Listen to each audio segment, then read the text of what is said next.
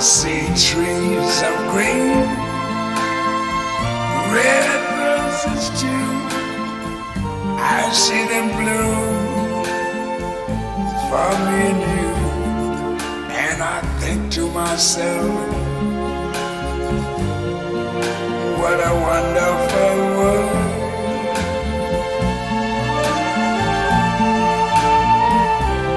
I see skies of blue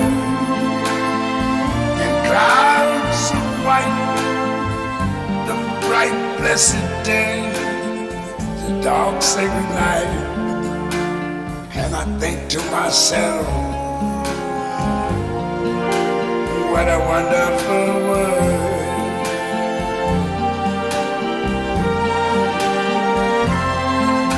The colors of the rainbow, so pretty in the sky, are also on the faces of people going by. I see friends shaking hands, saying, how do you do? They're really saying, I love you. I hear babies cry, I watch them grow. They're like much more than I ever knew. And I think to myself, what a wonderful world. Yes, I think to myself, what a wonderful world.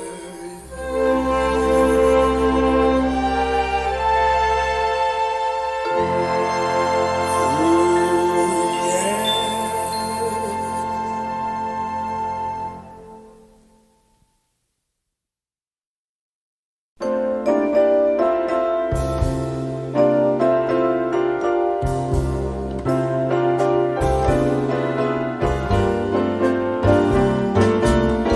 Unforgettable, that's what you are. Unforgettable, though near or far.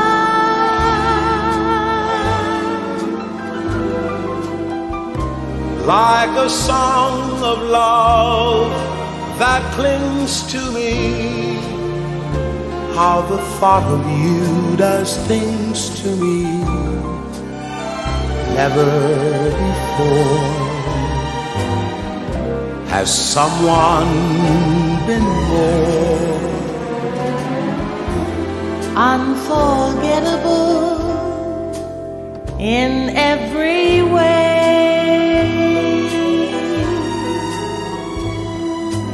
and forevermore. and forevermore. That's how you'll stay. That's how you'll stay. That's why, darling, it's incredible that someone so unforgettable thinks that I am unforgettable too.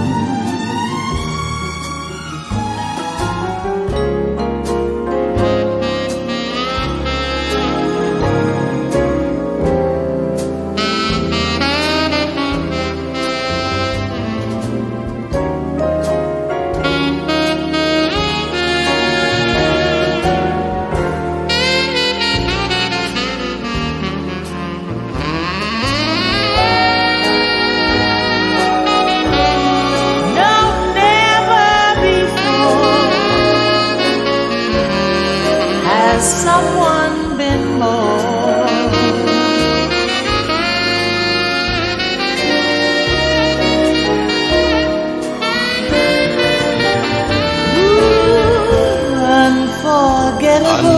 unforgettable in every way,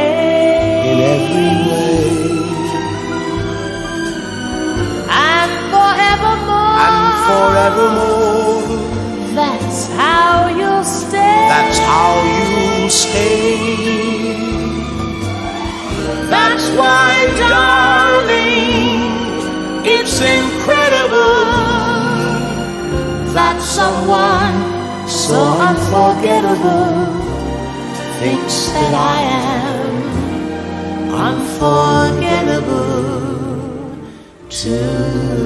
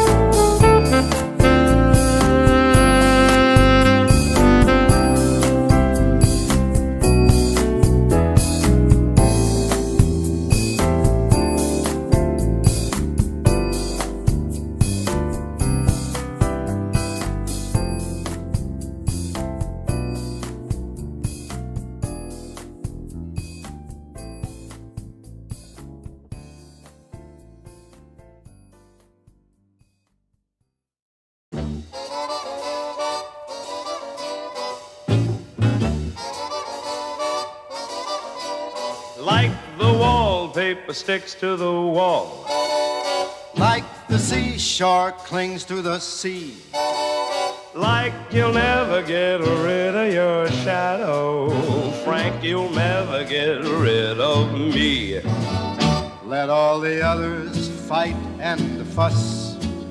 Whatever happens, we've got us. We're closer than pages that stick in a book. We're closer than ripples that play in a brook. Wherever you find him, you'll find me, just look. Closer than a miser or the bloodhound's Deliza me. We're closer than smog when it clings to L.A. We're closer to Bobby is to JFK. Not a soul can bust this team in two. We stick together like glue. And when it's a sleeping time, that's when we rise. We start to swing, swing to the sky. Our clocks don't chime. Want a surprise? They ring. A ding ding, a happy new year. And now to repeat what I said at the start, they'll need a large crowbar to break us apart. We're alone but far from blue. Before we get finished, we'll make the town roar. We'll make all the late spots and then a few more. We'll wind up at Jilly's right after Toots Shore. Life is gonna be a wee wow wee for my shadow and me.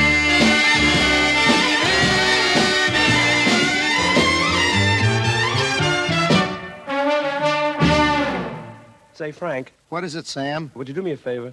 What do you want now? Would you mind just taking it one more time? From the top? No, from the ending. Wonderful. And while we are swinging, to mention a few, we'll drop in at Danny's, the little club too. But wind up at Jilly's, whatever we do, life is gonna be a wee wow wee for my shadow and me.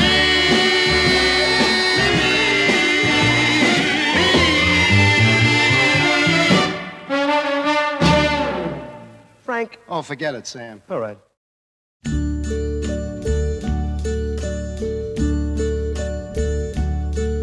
And now the end is near, and so I face the final curtain. My friend, I'll say it clear, I'll state my case, of which I'm certain. I've lived a life that's full. I traveled each and every highway, and more, much more than this, I did it my way. Regrets, I've had a few, but then again, too few to mention. I did what I had to do and saw it through without exemption.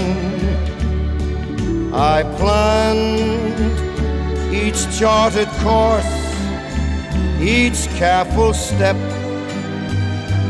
along the byway. More, much more than this, I did it my way. Yes, there were times, I'm sure you knew, when I bit off more than I could chew. But through it all, when there was doubt, I ate it up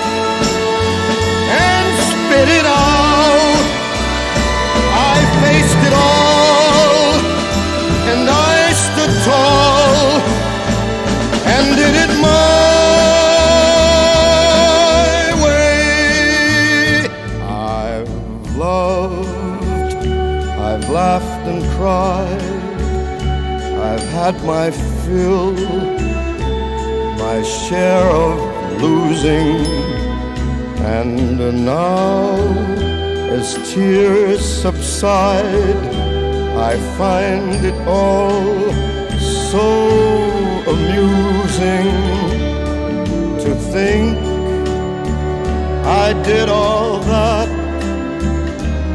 And may I say, not in a shy way, oh no, not me. I did it my way. For what is a man? What has he got? If not himself, then he has not to say the things he truly feels, and not the words of one who kneels. The record shows I took the blows and did it my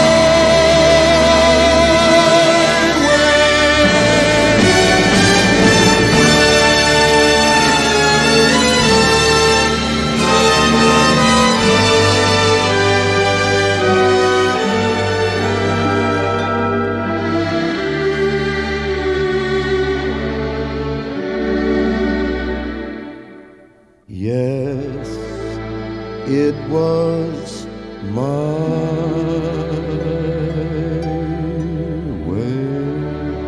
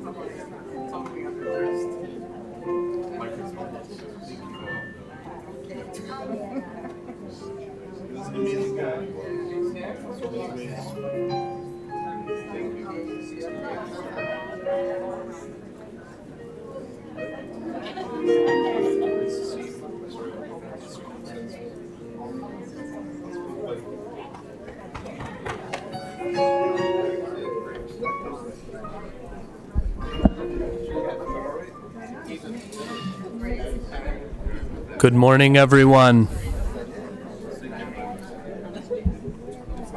Yeah, thank you.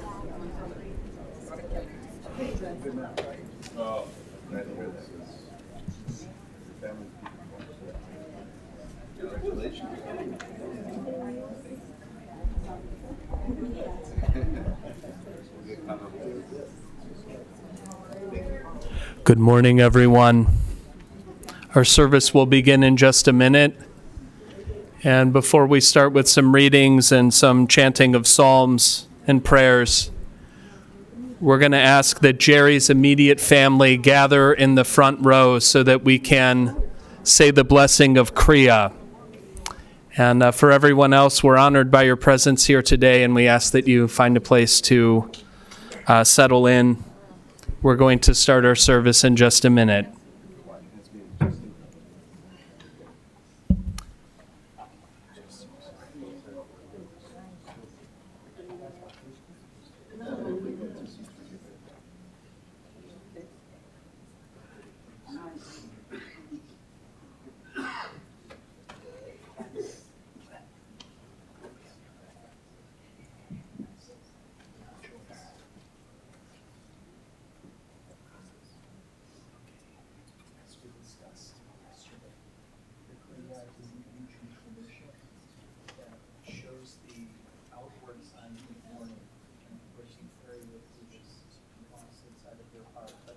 symbolize that to the outside world for the tearing of the freedom of it.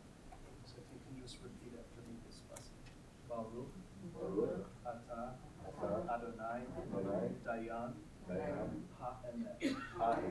Blessed is Adonai, the source of true judgment. And if you can tear from the kingdom of your wicked, rejoice with me.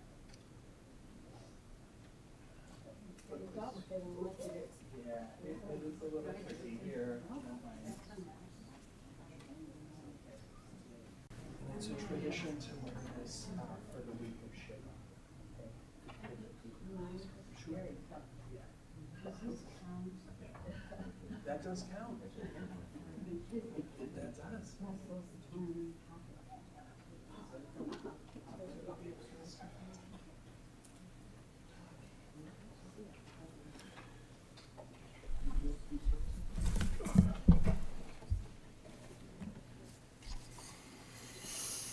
Welcome, everyone.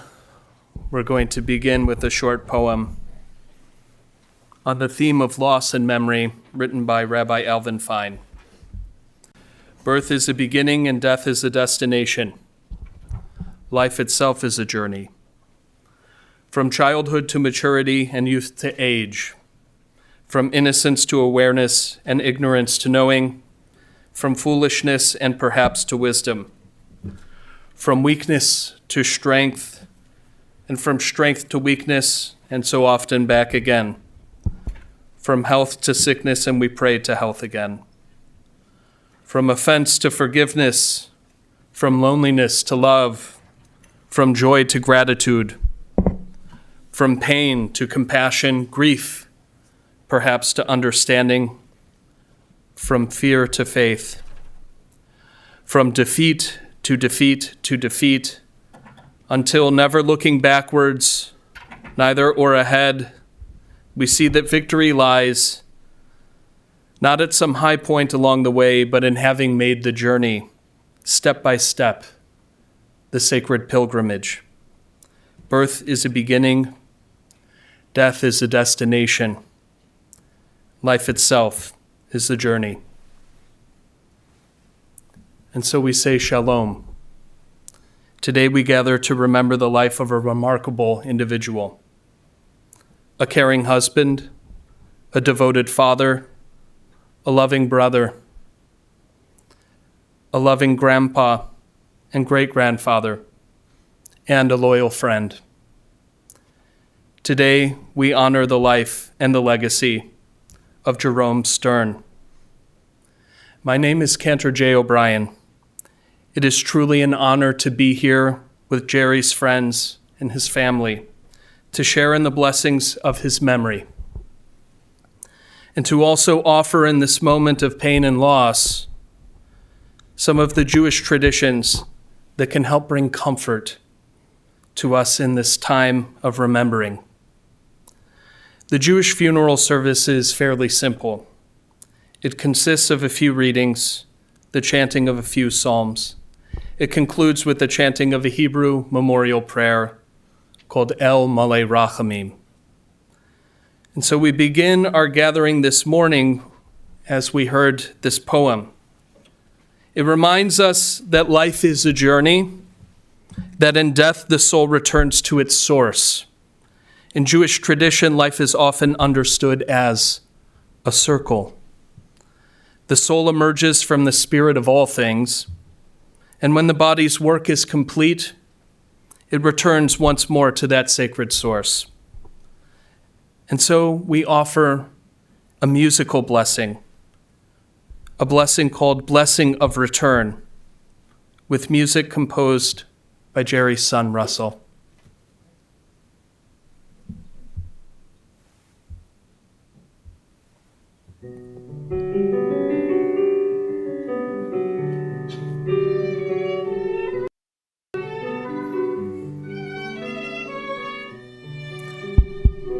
Ever-living God, source of life and blessing to all, the The journey of a lifetime, here to there we go, takes us from the places and faces we know, longing for the promise and refuge of home, chasing the horizon and glow of each tomorrow. From the bright sunshine to the pouring rain, from the dark midnight to the break of day, every soul will find a way to finally learn. The circle ends where it begins, a blessing. Hashivenu, a blessing of return.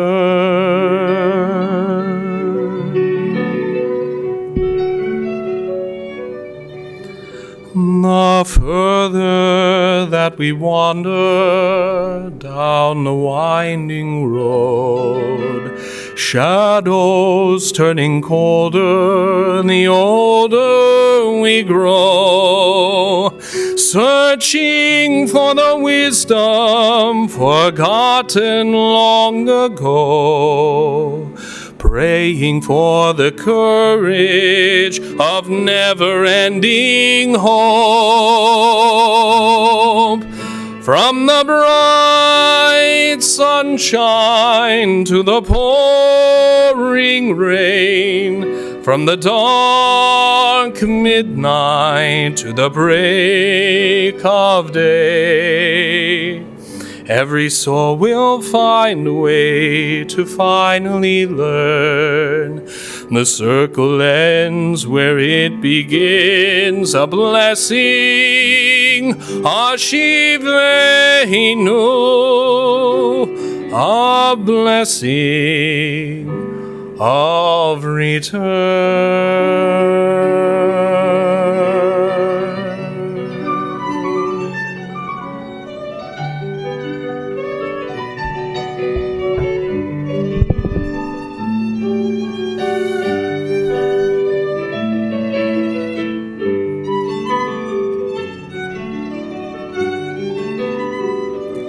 The circle ends where it begins, a blessing, Hashivenu,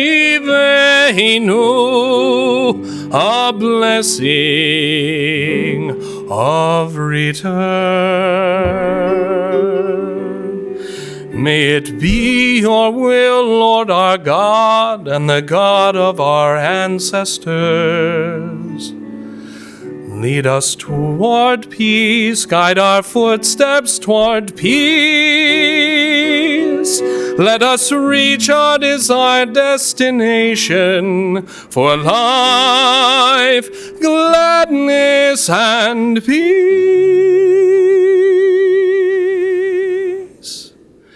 From the bright sunshine to the pouring rain, from the dark midnight to the break of day, every soul will find a way to finally learn. The circle ends where it begins, a blessing, Hashivenu, Hashivenu.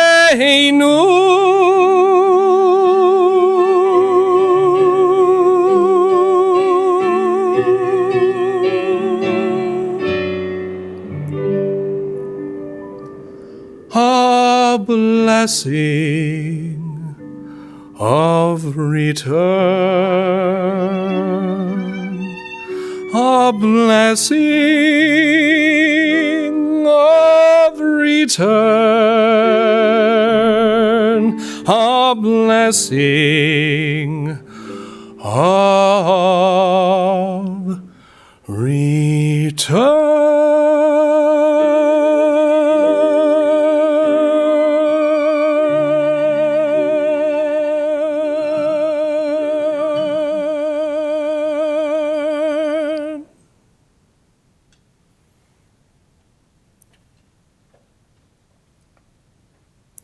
It's now an honor to call forward my colleague, Rabbi Ike Serrata, who will introduce and lead us in the recitation of the 23rd Psalm.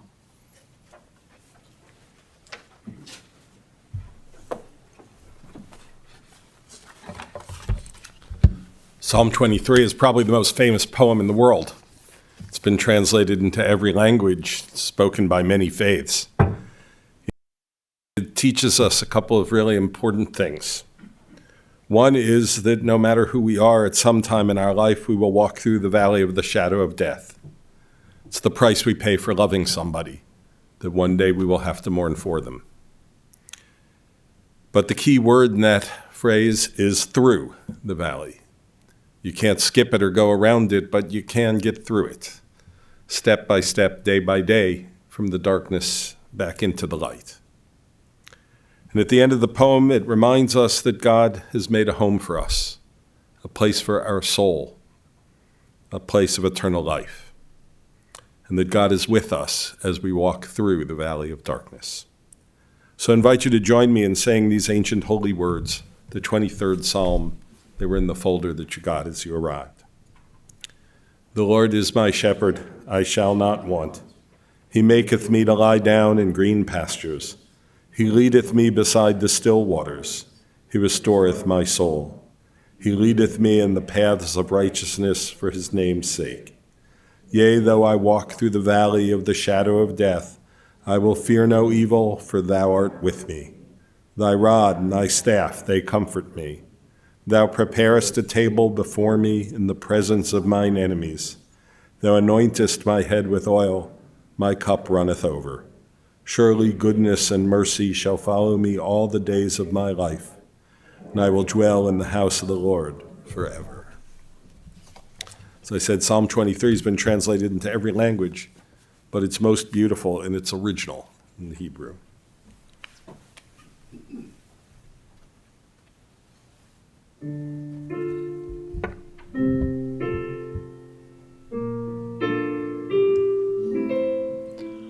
Adonai roi lo echsar binode sheyarbitzeni alemei menuchot Yenaleini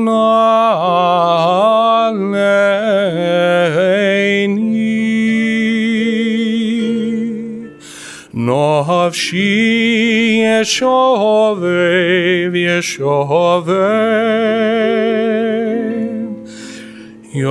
Yoncheini b'magelei tzedek Yoncheini b'magelei tzedek leman shemo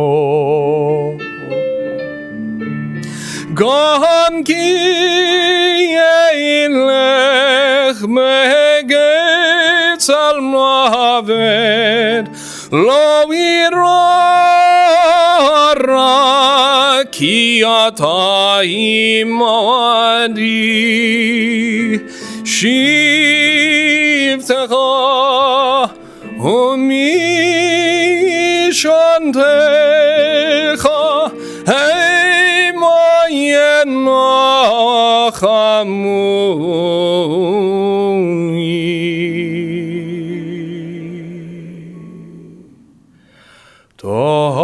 Taroch lefanai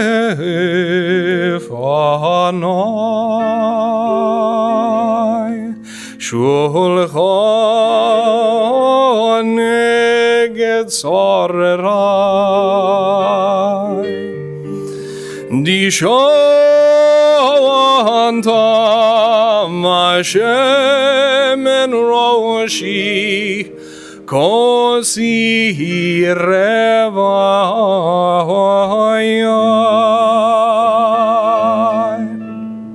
Achtom v'chesed yenefuni כל ימי חיי, כל ימי חיי, ושבתי מבית אדוני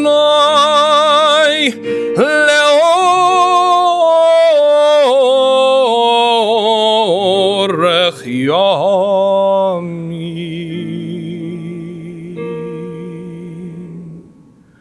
אדוני רואי לא אחסר,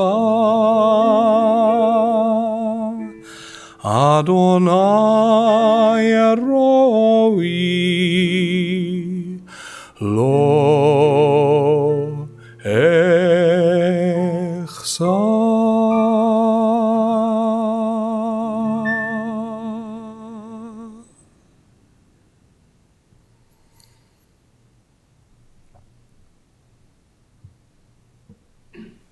And now we turn to words spoken from the heart. It's an honor to call up members of Jerry's family who will be sharing some thoughts and stories and memories. We'll begin with Glenn Jonathan.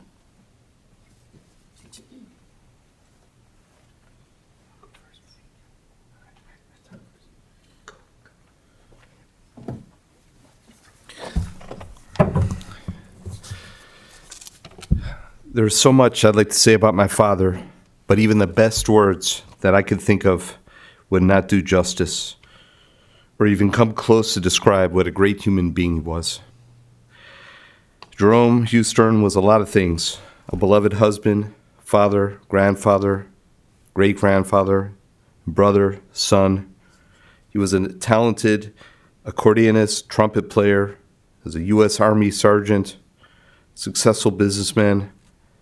He was a CPA, an MBA, a lawyer, an insurance tycoon, a trustworthy dear friend to many, a generous supporter of Israel, a loyal Bears, Bulls, and White Sox fan, and a seasoned international traveler, and a lover of music, theater, and the arts. Most importantly, Jerry was a family man of great integrity and was loved and liked by almost everyone he knew and everyone who knew him. Dad was a great father, and despite a busy career and work life, was always able to be present with us at home, spend the quality time, and be an integral part of our lives. In our home, you could feel the love that he had for our mother, Shirlee. May she be blessed and rest in peace. By the way they treated each other and showed mutual love and respect for each other. From my perspective, Dad was a perfect role model, the gold standard of a father and a husband. I admired him throughout my life, and to this day I hope to live up to all the good things that I saw in him. Dad provided us with countless wonderful memories of celebrations, family get-togethers, the holidays, the family vacations, trips to Israel, cruises, Disney World, Arizona. He was there to take care of us when we got sick, console us when we were sad, and give us useful advice and support whenever we needed it. He was always there for us. He provided us with amazing access to education, summer camp, music, cultural experiences in our childhood. But Dad, as a young man, was an aspiring musician. He was a pianist, accordionist, and trumpet player. He started his musical career with my Aunt Joyce during World War II, entertaining troops at war bond rallies. They were a brother and sister act and patriotically did their duty as kids, entertaining literally hundreds of times together during the war. Dad later used his musical talent and skills to work his way through school as a union musician and a band leader. He played trumpet for decades in the Skokie Valley Symphony Orchestra with my mother. He passed on this gift of music and talent and appreciation to all of us, the children. My talented brother Russell, who was playing this morning, is a living testament and direct product of his love and talent for music. Dad's musical influence also rubbed off on me and stayed with me throughout my life and exposed me to many different genres of music, classical, jazz, Broadway. He took us to many concerts, plays, and shows. And that left me with a love and great appreciation for music. That has always been a special connection between him and I. To this day, music is a lifetime companion for me that personally lifts me up, gives me happiness and inspiration, and I owe it all to him. Thank you, Dad, for the love and the gift of music. Dad had a great sense of humor. He was a great joker and storyteller. He passed on that appreciation for comedy to all of us, the children and the grandchildren. And he loved stand-up routines, funny movies, Charlie Chaplin, the Marx Brothers, Mel Brooks, Jackie Mason, Seinfeld, many, many more. When Dad found something very funny, he would erupt into a 2 to 3 minute cycle of deep laughter. His whole body would shake. That's right, and he would turn red and roar uncontrollably. I remember when I was 11 and we were sitting in a quiet movie theater. It was full, watching Blazing Saddles when it first came out, and he broke into that eruption of roaring laughter in a quiet movie theater. It was a little embarrassing as a kid, but it was contagious and hilarious. And those who knows my dad's laugh would probably agree. Dad, thank you for teaching me how to laugh, appreciate comedy and humor, and sometimes not taking life so seriously. Dad had an amazing and inspiring career. He got his accounting degree and CPA, later his MBA and law degree. He eventually rose to great success in a local Chicago insurance company that he helped build up and eventually owned. His success in business was an inspiration for me to get a business education and eventually work in international business. When I graduated with my MBA, my dad helped me network and get my career on track and obtain my first job 35 years ago. Dad, thank you for helping your son get his career and work life on track. Although he didn't always agree with my life decisions, Dad was always supportive to me in what I chose to do in my life. When I was 15 and I was studying trumpet and piano, I told him that I wanted to learn bass guitar and play rock and roll. And even though he wasn't from that generation, he helped me do it. And he even allowed our band to play in our house, where we literally rocked the house in the basement. In my early 20s, I had the chance to study in Brazil. Mom and Dad initially didn't want to see me leave the country, but they were supportive and even took me down, and we traveled to Argentina and Brazil for 2.5 weeks. And I ended up living in South America for 6 years. When I came back with my wonderful wife, Lourdes, I brought her back with me from an entirely different culture, language, and upbringing. Dad and Mom were very welcoming and welcomed her to the family. My wife, Lourdes, loved him very much and remembers the time that after Jonathan was born, I had to be back in Brazil working. We had been up here for 6 weeks. Jonathan was born, and to make sure Lourdes made it back to Brazil, okay, my mom and dad took her and baby Jonathan in an airplane all the way down to Miami to make sure she made her flight, and escorted her to Miami, and she made her flight because I didn't want her to travel alone and make that connection. When we moved back from Brazil a few years later, and Lourdes was pregnant with Gabby, they put us up in their home and helped us eventually move to Arizona, where Mom and Dad had been living as snowbirds. And they generously let us stay at their home. And we were able to get settled in our new lives in the United States, thanks to them. In 8 years, we spent a total of 8 years together in sunny Arizona, enjoying the winter months while they were there. And they were an integral part of our lives, and with their new grandchildren, Jonathan and Gabby. After they left Arizona and came back to Chicago, we visited each other frequently, and we were not only present, but we made sure, they made sure, and he made sure that our entire Chicago-based family could travel and be present at Jonathan and Gabby's bar and bat mitzvah. Thank you for that, Dad and Mom. They also came out for all the birthdays, the kids' birthdays when they were little, their graduations, and the key celebrations. In later years, when Jonathan and Gabby came back here to Illinois to study, they were a very important part of their lives too, and very supportive. I am grateful to my father for always keeping these family bonds and connections tight. My dad lived a long whole life, 96 years of experiences and memories, of which only caught the last 62 or so. Even in the last 5-10 years, he would share stories of how he met Mom, what it was like to live in the olden days here in Chicago, how he grew up listening to music and the shows he went to and being inspired by the big band music and bebop, and he took me to see great concerts like Ella Fitzgerald, Oscar Peterson, Woody Herman, Dave Brubeck, and many others. His taste in music influenced me a lot, and I'm a big fan of jazz and accordion music, and Dad and I and our whole family connected with him through music. There's such a great depth of experience, love, and emotions that I cannot express well enough.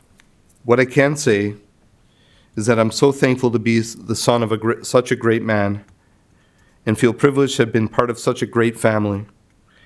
Dad, you will be missed dearly, and I will keep you alive in my thoughts, memories every day. When I hear certain songs, when I pass by certain places, when I hear certain jokes, when I see the pictures and places and faces from the past. I will always think of you when we gather with each other as a family, and I will always think of you when I hear Louis Armstrong and Duke Ellington and Count Basie and Woody Herman and accordion music. I will remember you when I see places that I've been with you, whether it be the Eiffel Tower, Iguazu Falls, Lake Michigan, or Max and Benny's. I will think of you when the sun shines on my face in the afternoon, like you so enjoyed in the later years of your life. You will always be alive in my memory and in my heart. God bless you and keep you. Rest in peace with Mom and our other dearly departed ancestors, Bubby Evelyn, Grandpa Art, Bubby Dora, Zadie Paul, Bubby Kati, Uncle Irv, Cousin Mark. I know that you will be looking over us in the coming years, and I look forward to being with you one day again. I love you and will miss and forever hold you in my heart.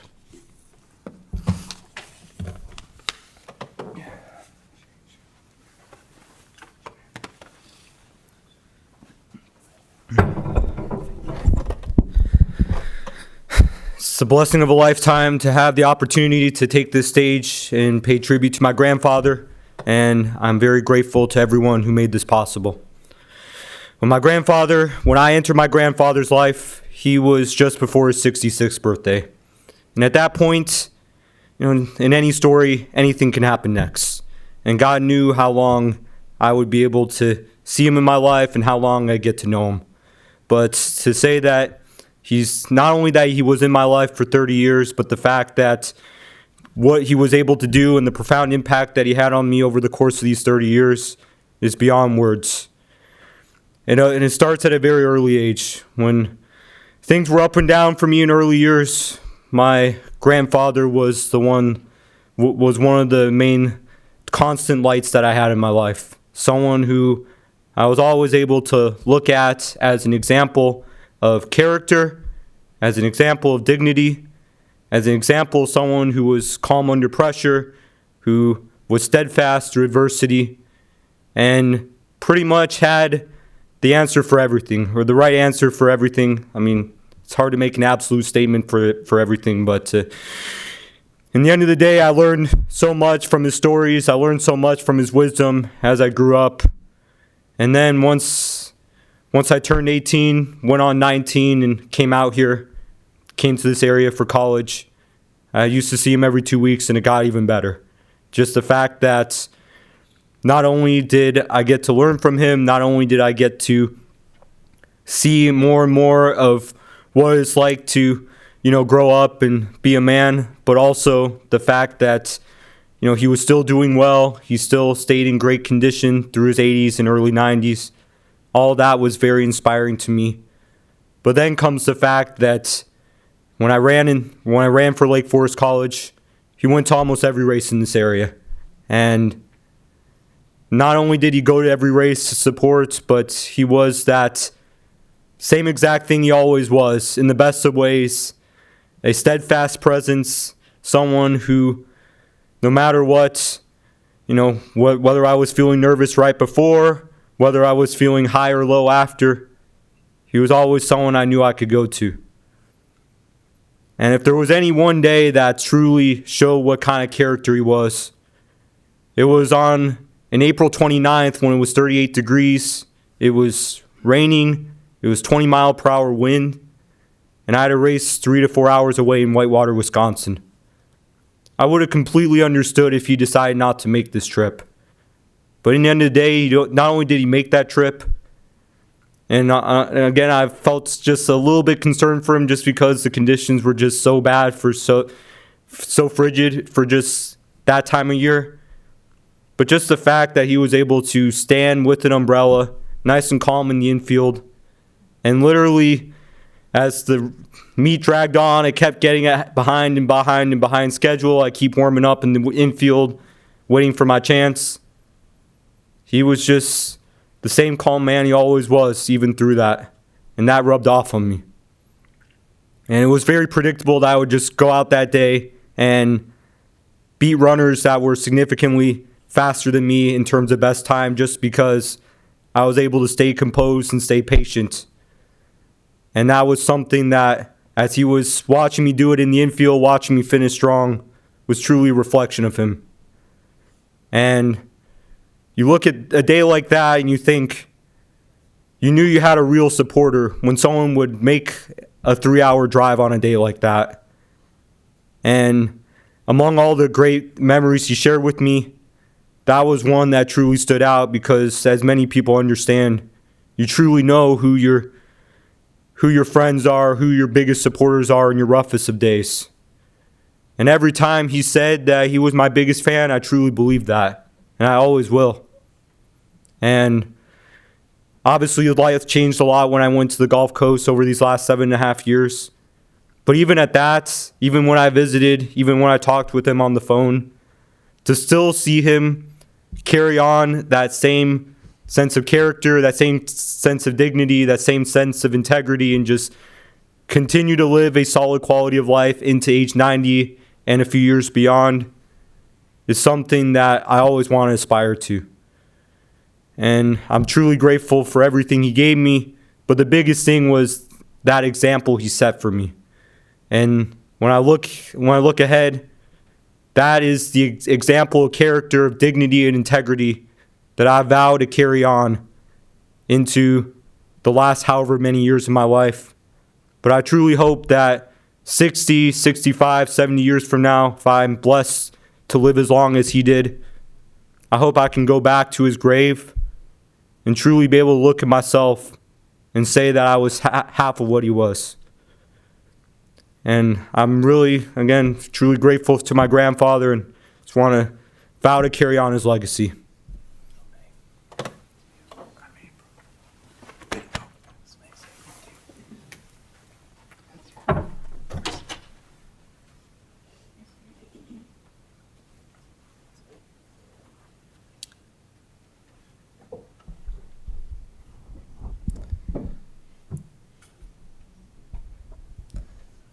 Okay, I believe we're connecting with Paul, who will be speaking to us from New York City.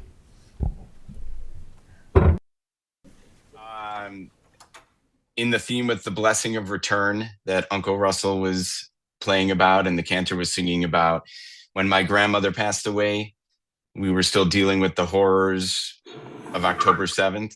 Now I'm hearing sound. I hope you can hear me. But now today I got a text just as I signed on that the last hostage was found and is being returned, which is, I know Grandpa Jerry would be absolutely thrilled about. I had the realization that my grandfather passed at 96 and I'm 48.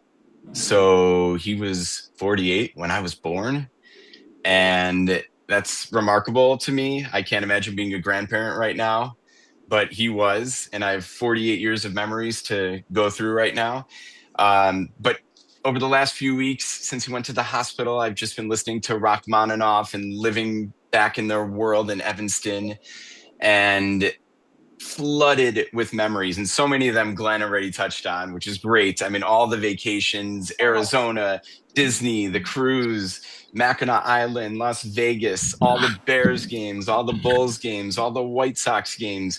We even ended up at a couple of Cubs games he got tickets to, and he would wear his White Sox hat there and be harassed the entire game. And he didn't care. He didn't take the hat off.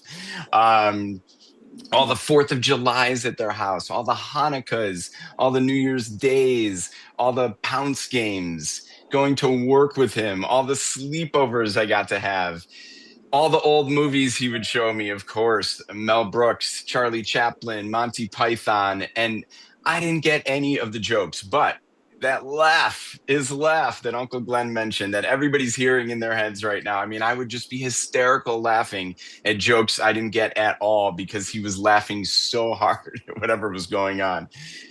Oh my God, so many general memories. And if I got into the specifics of everything, I mean, we would be here all day.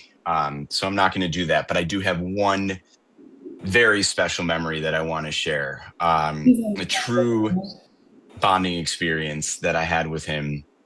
It was October 31st, 1994, Halloween in Chicago. And I did a little research before I told the story, and I looked it up, and October 31st, 1994 in Chicago was the rainiest Halloween in Chicago history. And we had Bears tickets to Monday Night Football against the Packers that night. He asked me if I still wanted to go, and we went, of course. We were bundled up. It was 40 degrees out. The rain was coming from every direction, wind everywhere. Nobody went to their seats. The concourse was just filled with Bears and Packers fans. No one wanted to go to their seats. And finally, it was kickoff time. And we went to our seats that were soaked. We sat down. We were soaked. Grandma Lee had the presence of mind to send us with a tarp. And we put the tarp over us like this, and we were huddled together. So he was right next to me, and we're still getting splashed with the rain. It's still miserable. And we decided after a couple of plays, we were just going to completely envelop ourselves in the tarp. So we had the tarp completely pulled over the two of us, and we're huddled up together, freezing, shivering, trying to stay dry. The rain is pelting us, and we would wait for some kind of signal that a play was about to happen. And when the play was about to happen, we would lift up the tarp just a little bit. Our heads were stuck together. We would stick our heads out like a Siamese turtle coming out of its shell, this two-headed turtle. And we would just peek out, and we would watch the play. And 5 seconds later, bam, just put the tarp right back over our heads. And we did this for 3 hours straight. We never left the game. And I will never forget just being under this tarp with him, staring into those pug eyes of his, both of us looking at each other like, what are we doing? Why are we here? We're here because bear down, that's why. Anyway, of course, on the way home, now, if you don't believe in this whole God and religion thing, you've obviously never been in a car with my Grandpa Jerry before while he's driving. But we're flying down the Edens and flying down the Kennedy in the left lane with sheets of rain just pouring down. And he's got that really nice Mercedes, that white two-door Mercedes that had that fancy wiper in the front, that one wiper. And the rain is just coming down in sheets. And once every like 15 seconds, the wiper would go, and we couldn't see anything. And so I said to him, you know, I've been driving for less than a year at that point. I turn to him and I say, Grandpa Jerry, do you maybe want to increase the frequency of the wiper? And he does that thing on the steering wheel he would always do with his fingers. He's like, no, I can see, I'm good. Anyway, 2 weeks ago or 3 weeks ago, the Bears played the Packers, and I called him, and he had just gone to the hospital. And I called him and he didn't answer, and I tried again, and I tried a third time, and I left him a voicemail with my son Ezra, and we said hi, and I said, Grandpa Jerry, I just want to make sure you're watching the Bears-Packers game, or you have it on. I hope you're able to watch this. Do you by any chance remember October 31st, 1994? It's my fondest memory of you. We had the greatest time, and you were such a champ to stick that out with me. I really hope you remember that. And it turned out my Auntie Terry was with him, and she played him the voicemail, and she texted me, of course he remembers that. And that was like my last interaction with my Grandpa Jerry, was that, reliving that moment in that regard. So Auntie Terry, I'm so glad you were there to share that. I'm going to tell one more story, and it's in the interest of how incredibly humorous my grandfather was, and also how much my Grandma Lee loves a good funeral roast. I'm just going to lay this one out here right now because it's too good not to share. Hold on. My grandfather was not a good driver. We all know this. Anyone who's ever been in a car with him knows it was a risk. It was a risk getting in a car with him. I happen to have what I believe to be the best Grandpa Jerry driving story, or the worst, depending on whether or not you were in the car with him when it happened. I would love to hear other people's Grandpa Jerry driving stories, as well as all of your other memories, but I'm going to share what I think is the absolute craziest Grandpa Jerry driving story. Now, it's important to know he wasn't truly a bad driver. It was just that the rules didn't apply to him. He never paid attention to what color the light was, or who was in the lane next to him, if he wanted to change lanes, or what the speed limit was. It was just, he was out there. He figured he was insuring everybody on the road. Why not just drive however he wants? So the date is Christmas Day, 2007. I'm visiting this young woman, Lisa, in New York, who would one day become my wife and the mother of my children. And I've never been to New York before. And I learn that my grandparents, Grandma Lee and Grandpa Jerry, are driving to New Jersey from Chicago to go see Uncle Russell perform Christmas Mass at a church in New Jersey. And I say to Lisa, I said, can we go to this? Is it close? I don't know the area. Do you want to go to this? She said, sure, why not? I'm like, you get to meet my grandparents. I mean, we weren't even officially dating or anything at the time. So we take the train from New York to New Jersey. And the plan was for Grandma Lee and Grandpa Jerry to pick us up at the train station. We are very close to the train station in New Jersey. And I turn to my wife and I say, listen, my grandparents, they are so wonderful. You're going to absolutely love them and adore them. And it turned out that she would eventually love and adore them as they did her. But I said, Lisa, I just need to warn you, my grandfather is not a good driver. And she looks at me and she says, what do you mean? What do you mean he's not a good driver? What are you talking about? And I said, listen, we all know it. We just get in the car with him. No one thinks about it. We never say anything to him. It just is what it is, and it's happening. She's like, okay. So they pick us up. We're in New Jersey. The church is about 20 minutes away. We have to get on the New Jersey Turnpike, which is basically just like the Edens or the Kennedy. We're driving. We don't have Waze. There's no GPS back then. It's printed out on MapQuest. And Grandpa Jerry realizes as he's getting off the exit of the New Jersey Turnpike that he's gotten off at the wrong exit, and he's supposed to get off at the next exit.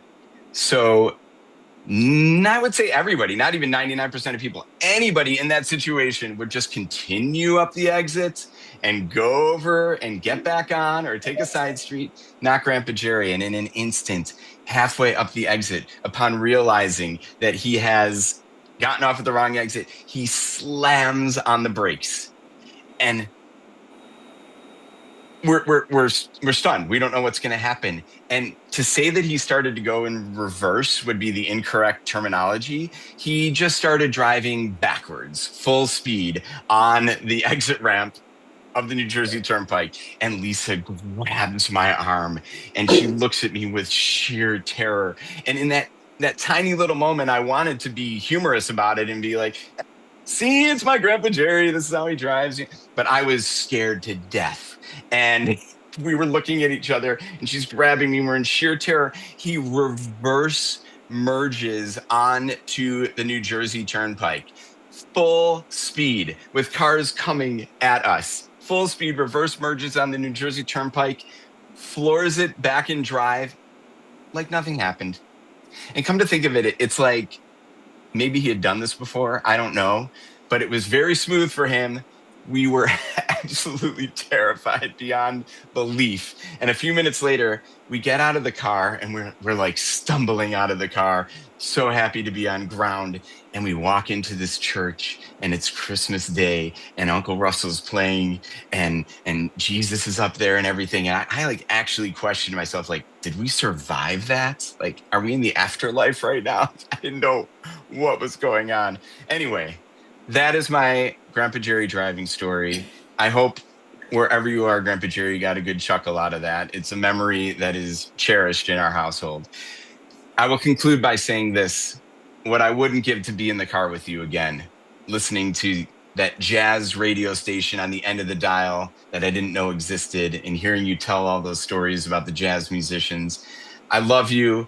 You were the most wonderful grandfather. Grandma Lee, you were the most wonderful grandmother. The two of you together, I will cherish all of my memories, and I have the rest of my life to think through all of them and share them with my cousins and all the aunts and uncles. I love you, and may you rest in peace.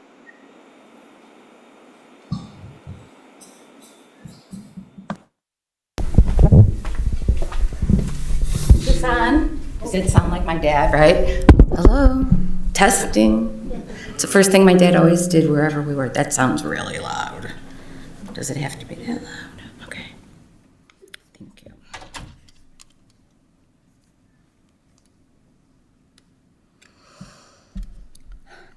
Anyone who knows me or knows how deeply I valued the time I spent with my dad throughout my life, but especially these last few years.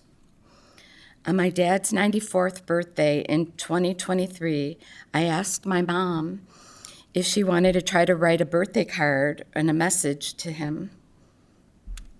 This is what she wrote. This is the beginning, not the end. Let's keep going forever. I love you. Thanks for being here forever. Stay here. I need you to stay well. My dear husband, Jerry. 95, love, Shirlee.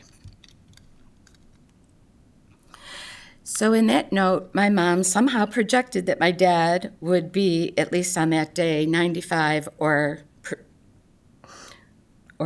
will make it to 95. And anyone who knew my parents knew that Dad hardly ever said no to my mom. He wanted to make her happy and do whatever she asked, and he never wanted to disappoint her. So, of course, he exceeded her prediction by a full year and made it to 96. That's my dad, always exceeding expectations. When my mom wrote, "This is just the beginning," she knew. And when the time came, he was ready for that new beginning with her in eternity with God. You've heard a lot today about our family stories about Grandpa, Dad, but I wanted to share something from a different perspective.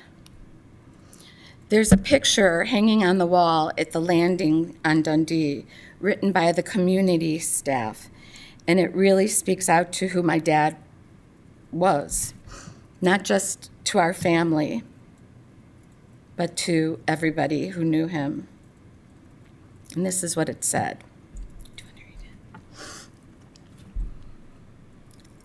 read it? Get to know Jerry, I think was the beginning of it.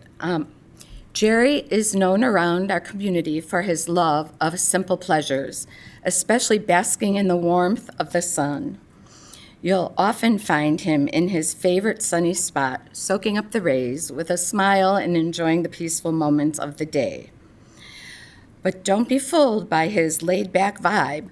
When it comes to trivia and Jeopardy, Jerry is a fierce competitor, always quick with a clever answer and never one to back down from a challenge.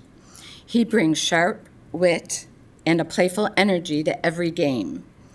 His friendly rivalry with fellow residents, especially George, Jerry keeps everyone on their toes, and competition is lively. Jerry is also a familiar face at our special events, often surrounded by his loving family who join in on the fun. His presence brings warmth and a sense of joy that truly adds to the spirit of our community. So, that's it. That was nice. Okay, thanks.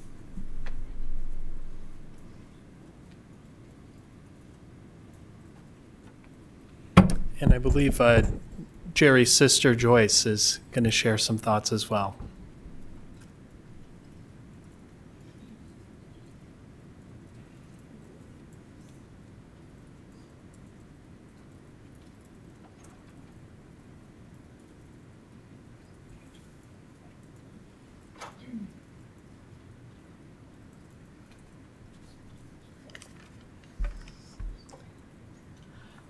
Well, those are all wonderful stories that we all have heard.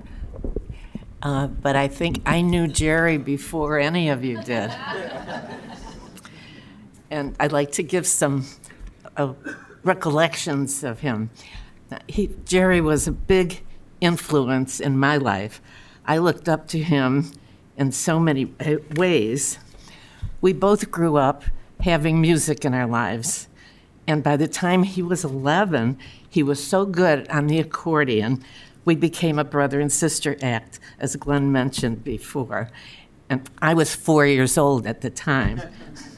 And we did hundreds of performances for the servicemen and to sell bonds and stamps for the war effort. And he loved putting on recordings during those years of his favorite musicians, like Harry James, Woody Herman, Stan Kenton, and blasting them throughout the apartment. So I got to know them pretty well myself.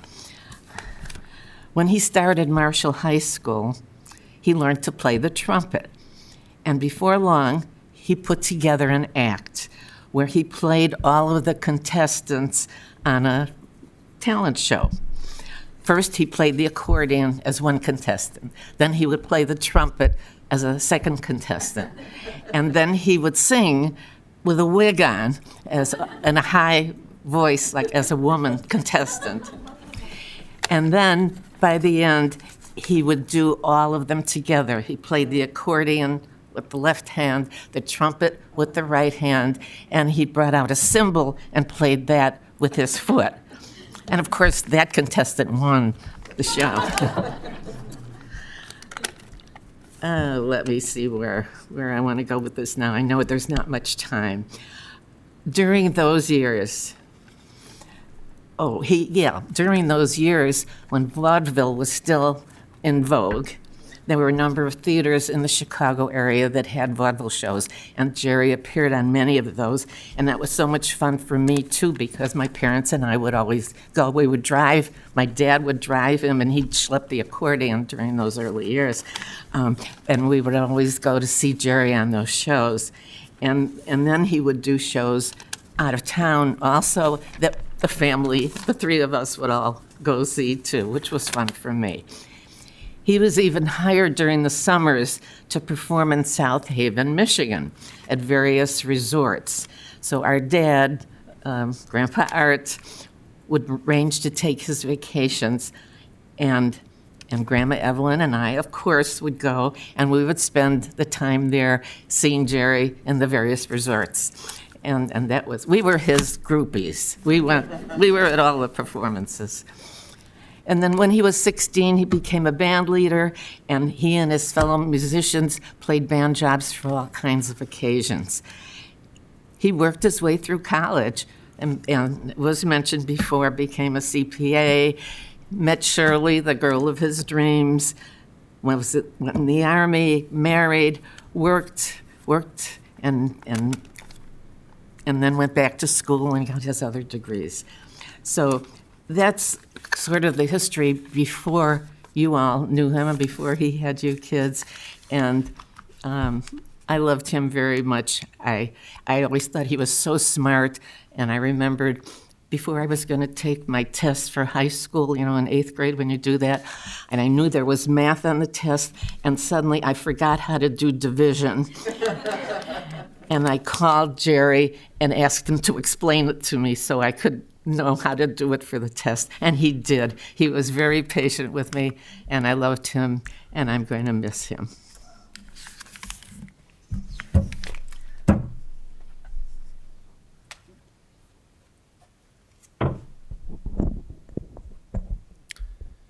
We'll now invite Brad up to share some thoughts as well.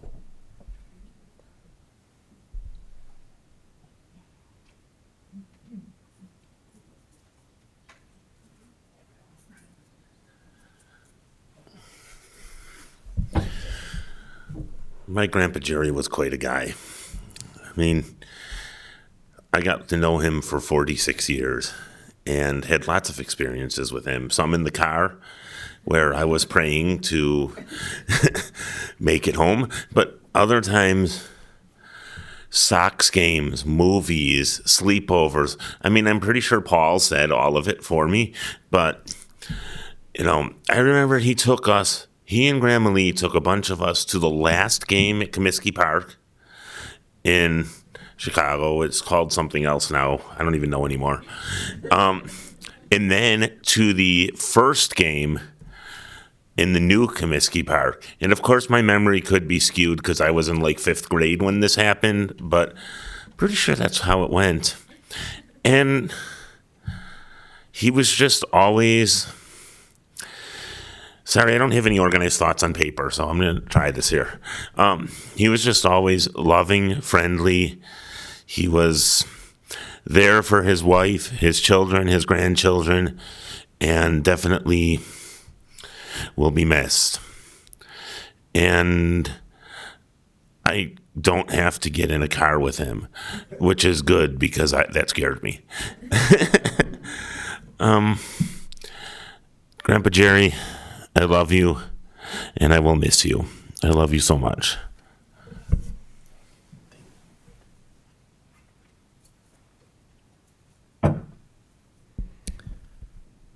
Just heard from Doug at the cemetery. There's a slight change in the schedule, so we have just a couple more minutes than we'd previously thought.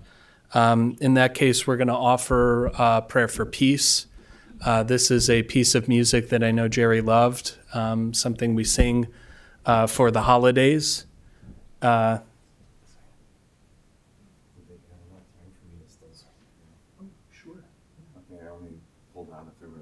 Yeah, absolutely. Okay, well, Russell's going to share some words as well.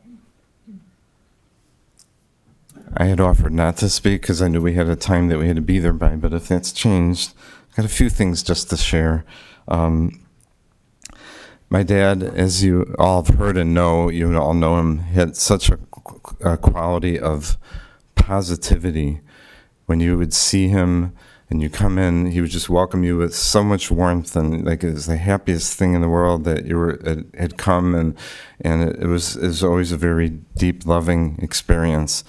And this is a quality that he has, and it's a quality that lives on. The day before he passed was by his bedside, and there was the Rabbi Sandra from the landing where he developed a relationship with her. And she asked me, well, what do you think happens when he dies? And I said, well, my experience is that I am soul, that we are soul, and that we live beyond these bodies. And that it continues on, and it's like a wonderful graduation chance, an opportunity to take his next step towards God after this amazing life that he's lived and all the things that he's learned. And then she said, yeah, that's right, and that's just like what the Kabbalah teaches. And I mentioned that because then after I left, I had an OT appointment, and I was on the table where they were working on me, and near the end, I had this experience.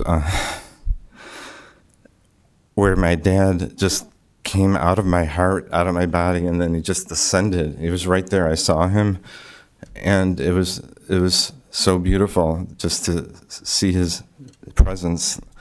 And when it ended,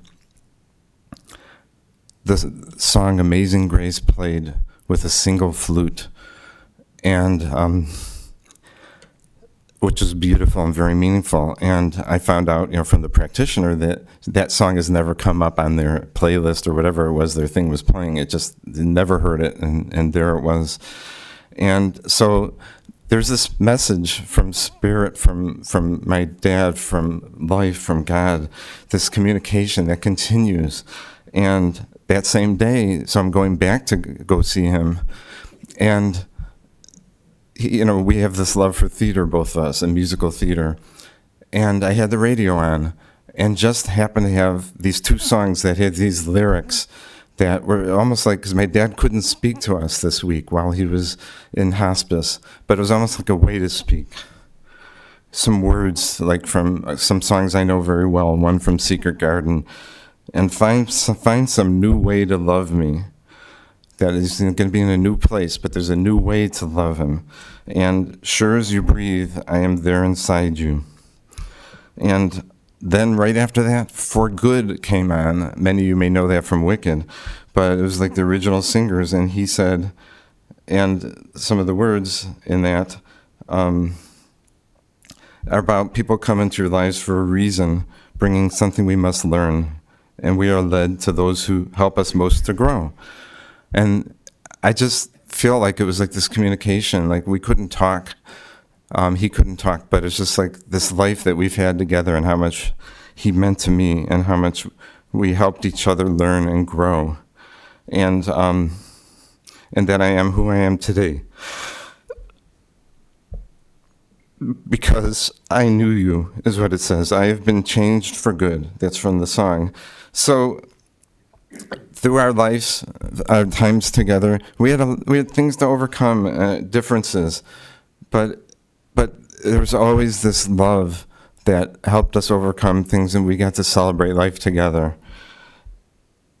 My mom had passed away 2 years ago, and I told her that we would find a place where we would meet in the other worlds of God, and I hadn't found that yet. So I had a dream. My dad led me to where she was. He knew where she was. And other dreams I had them both together. And I know that's the blessing right now, that they are together. What I learned from my mom's passing is that when my heart is open to love and God, it opens me to the presence of my mom and my dad. And I experienced this the other day when I went to play at the church, and we had a choir the wonderful choir who loved him because he used to come to the concerts, and there's so much love, and I felt my dad's presence so strong. It was definitely him. He's very unique. We all know him, and it was just this joy and love, and like I'm right here, and we all have this celebration, and it leads me to want to cry when that happens. But one thing I've learned is that sometimes I feel like I might feel this sadness and be crying like right now, but that's because his presence is here and I'm feeling the love. So that's all. Thank you. Thanks. Do you still want to do that? We'll move on, if that's okay. It's an honor to offer just a few thoughts, and then we're going to move into concluding prayers. I also had the great privilege and honor to get to know Jerry over the past years at concerts and services, and through, of course, Russell's musical offerings to our community, and through the many family connections to our synagogue community. And in my conversations with Jerry about life and music, Judaism and family, one thing became truly clear. Jerry brought positive energy and deep warmth into every room, every conversation. Even in the hardest moments, especially as Shirley's illness progressed, Jerry met life with kindness, steadiness, and love. He had a gift for seeing the good in situations and in people, and for drawing others closer with genuine care. Even in the final chapter of his life, he continued to make friends in his community, teaching us all that openness and love does not diminish with time. It deepens. Jewish tradition teaches us a word for this quality, hakarat hatov. These are Hebrew words which mean the ability to recognize the good. Jerry embodied this trait throughout his life, in his family, in his work, and in his relationships. He did not merely notice goodness, he cultivated it, he strengthened it, and he passed it on to others. In the days ahead, as we carry the weight of his loss, we honor Jerry best by walking in his footsteps, choosing to see the good in one another and in the world around us. I was moved to hear from Jerry's children yesterday. He had a personal motto. One of them was, never give up. It echoes the teaching of one of our famous rabbis in Jewish tradition. Rabbi Nachman of Breslov taught that despair is never the final word. And Jerry lived that wisdom with quiet strength and his steady optimism, believing in difficult moments, blessing was and always is still possible. In Jewish tradition, we say also these Hebrew words when someone we love passes away, zichrono livracha. And this translates to, may their memory be for a blessing. And yet it conveys so much more. Zichrono livracha means a person has lived a life well lived, that they leave the world behind with more love in it than they found it, and that they've mastered, in some small measure, the mystery of life, and they've passed that wisdom on to those that they love. All of us here today can truly say of Jerry, Zichrono livracha, that his memory will always be for a blessing. We know that Jerry made a beautiful life for his family. In the coming days and weeks ahead, may we continue to count and recount the ways in which Jerry's presence was a blessing to us and to the whole world. And so we reach a concluding section of our service. We'll hear the words of the El Malei Rachamim prayer, which we'll read together in English, and we'll hear chanted in Hebrew. In this prayer, we ask God to provide comfort and peace to the soul of Jerry Stern. As the Spirit continues on to new realms, I ask if you're able to please rise as we open our booklets and read together the English of El Malei Rachamim. O God, full of compassion, Thou who dwellest on high, grant perfect rest beneath the sheltering wings of Thy presence among the holy and pure who shine as the brightness of the firmament, unto the soul of Jerome H. Stern, who is gone unto eternity. Lord of mercy, bring him under the cover of Thy wings, and let his soul be bound up in the bond of eternal life. Be God's possession, and may his repose be peace. Amen. El Malei Rachamim shochein b'meramim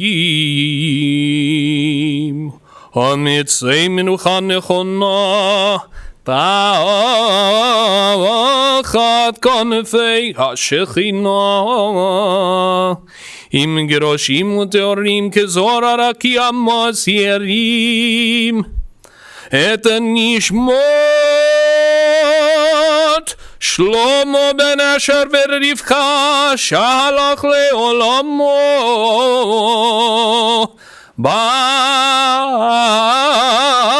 הרב רחמים, יוסתירהו בסתר כנפיו לעולמים, ויצרור ביצור חיים את נשמתו. אדוני הוא נחלתו, וינוח בשלום משכבו, ונאמר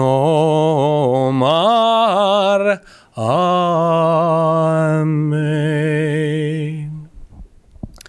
And so I say thank you to the Stern family for the honor of helping with today's service. We're going to conclude with the recitation of the Mourner's Kaddish. And we find in this prayer something unexpected. The prayer we dedicate to the memory of those who have passed on does not mention death at all.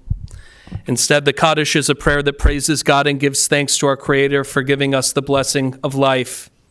It teaches us that our hearts are filled with sadness in saying goodbye to Jerry, but we also search for gratitude that God has granted the spark of life to him, and that through his life we are all connected in love. The words of the Mourner's Kaddish are on the back cover. Yitgadal v'yitgadash shemei Rabbah, v'alamod yivarach chirutei v'yamlich malchutei, b'chayechon v'yomechon v'chayei dechol beit Yisrael, ba'agala uvizman kariv v'imru amen. Yehi shemei Rabbah mevorach le'alam ulamei omaya. Yitbarach v'yishtabach v'yitba'ar v'yitramam v'yitnaseh. V'yitadar v'yitale v'yitalal shemei dekudesha berichu.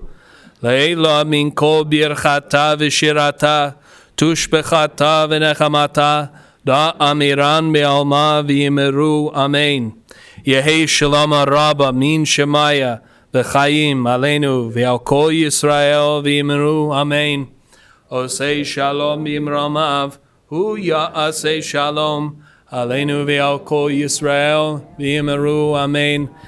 May the one who creates harmony and peace in the heavens inspire us to bring peace to all of Israel, to all of the world, and to comfort all those who mourn Jerry's passing. And let us all say, Amen. This concludes our service, and let's listen closely for instruction so that we can make it to the cemetery efficiently. Please be seated.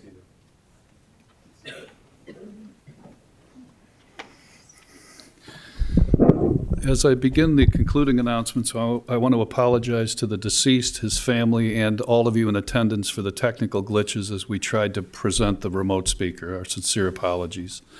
Also, very briefly, Russell mentioned the sudden change adding a little bit more time to the service. I want to explain that. Shockingly, the Army does not work on the weekends for funerals, so they became aware of my request from Friday this morning. They're making an effort. There will be personnel at the cemetery, but during the service, I received a call that one of the members that's going to present is running late. So that made it, although it's critical to the cemetery, in any case, I called the cemetery. We'll arrive there at 10 o'clock or close, and we'll wait for the military personnel if they haven't arrived already. But just a brief explanation of what's occurred, because there's been a little bit of turmoil. This does conclude the service here in the cemetery. The interment will take place immediately at the family's plots at Shalom Memorial Park Cemetery. Following the interment today, the family will be sitting Shiva at the Landings, 156 West Dundee Road in Wheeling, today from 12 noon until 4:30 p.m. I'd also ask you to please take note on the inside of the funeral service folder. The family has asked that memorial contributions may be made to the JUF. For those of you watching online, the Shiva information and the donation information is on the website you are currently on. For those of you going in procession with the family to the cemetery, the procession will form in our parking lot. Please make sure you have an orange funeral safety sticker that should be placed in the front passenger side of your windshield. We would also ask that you please have your bright headlights and flashing hazard lights on at all times. For an additional measure of safety, our staff will be placing magnetic flags on tops of the cars in the procession. As we drive in procession today, please drive as close as safety permits to the vehicle in front of you at all times. We want to make sure we avoid any large spaces or gaps in the procession, especially as we pass through the intersections. The following family members have been selected to act as pallbearers. As I call your name, if you'd please step forward. Jeff, Michael, Brad Wolf, Jonathan, Daniel, and Bruce Wolf. If I could ask everyone to please rise as the deceased and the cantor and family are escorted from the chapel, and I would ask the pallbearers to please step forward.